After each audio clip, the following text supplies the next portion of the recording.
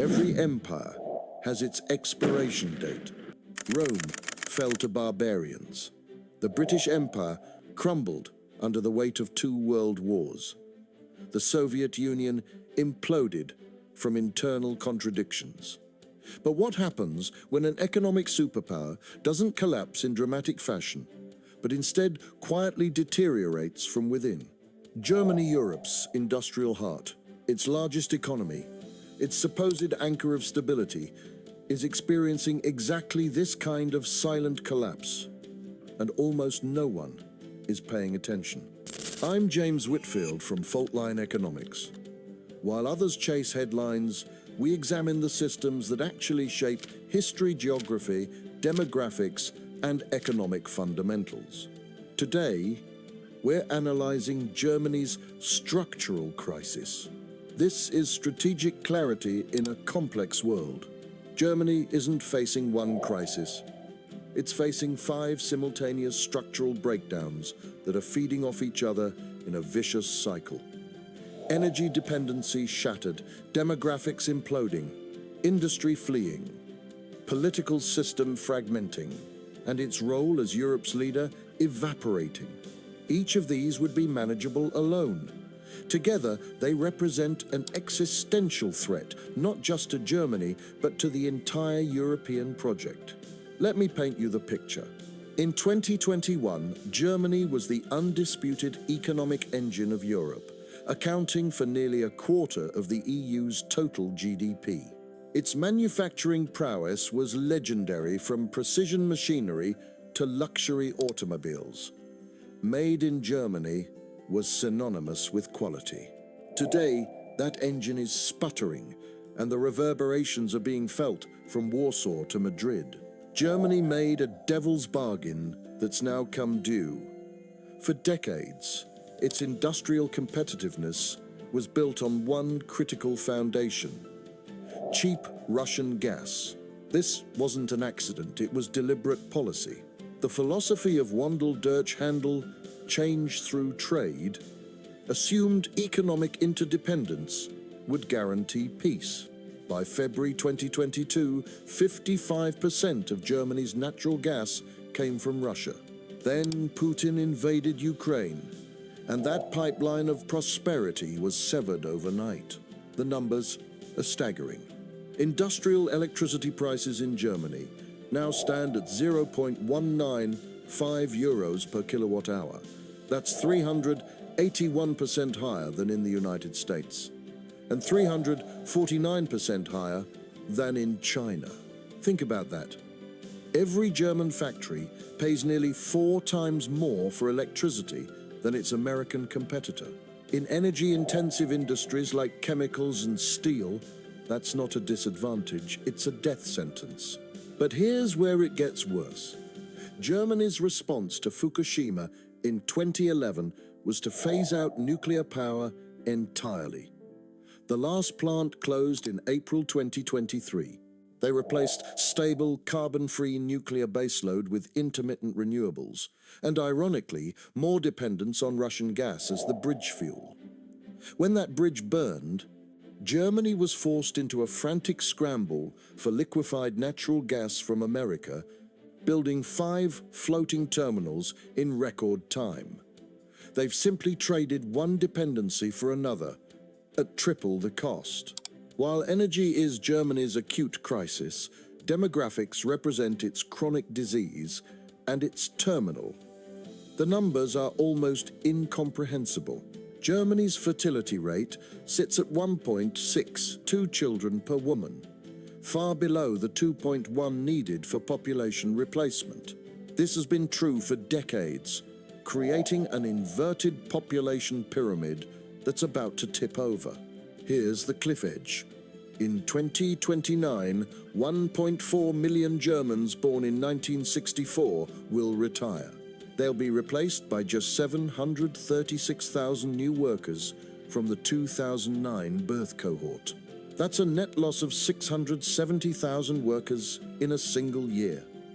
The old age dependency ratio retirees per worker will explode from 34% today to 51% by 2050. Some projections suggest the effective ratio could reach 70%. Germany has become the world's second-largest destination for immigrants. After the United States, 20.9% of the population is now foreign-born. But integration remains a massive challenge. Employment rates for immigrants lag native Germans by 12 percentage points. Without immigration, Germany's population would already be in freefall. With it, social tensions are rising, fueling the far-right Alternative for Deutschland party, now polling at 25% nationally.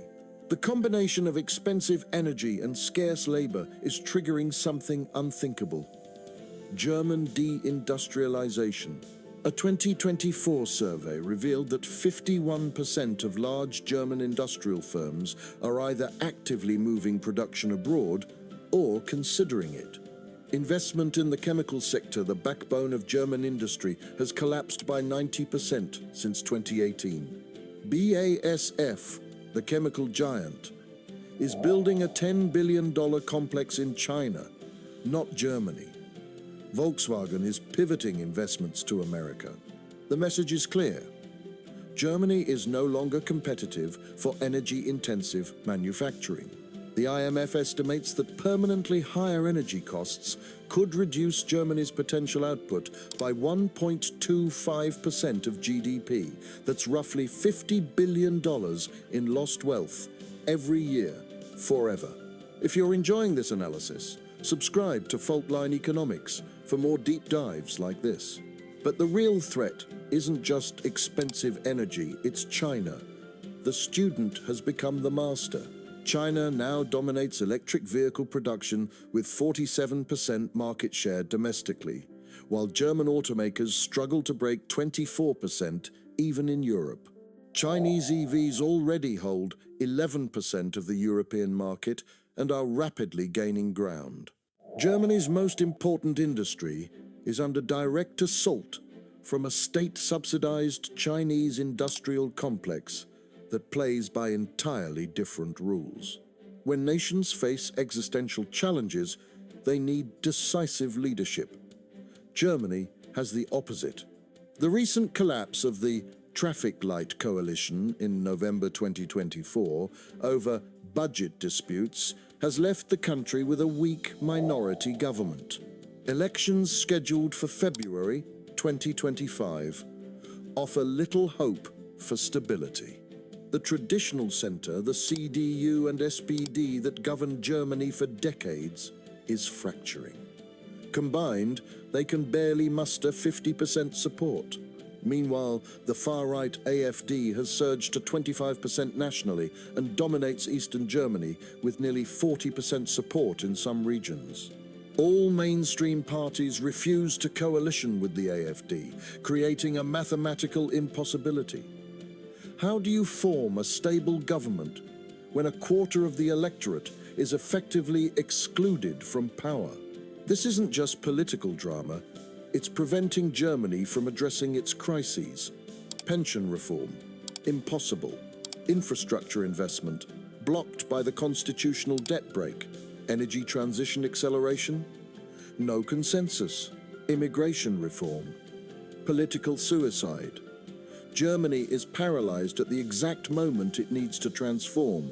Now, let's connect the dots on what this means globally. If you want to dive deeper into geopolitics, I recommend The End of the World is Just the Beginning by Peter Zeihan. Get it free with an Audible trial. Link in the description.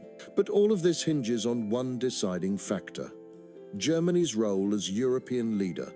For decades, Germany's economic might gave it de facto control over EU policy. When Greece needed bailouts, Germany set the terms. When the EU needed economic direction, Berlin provided it. That era is ending. Germany's energy disaster was largely self-inflicted through naive policies toward Russia.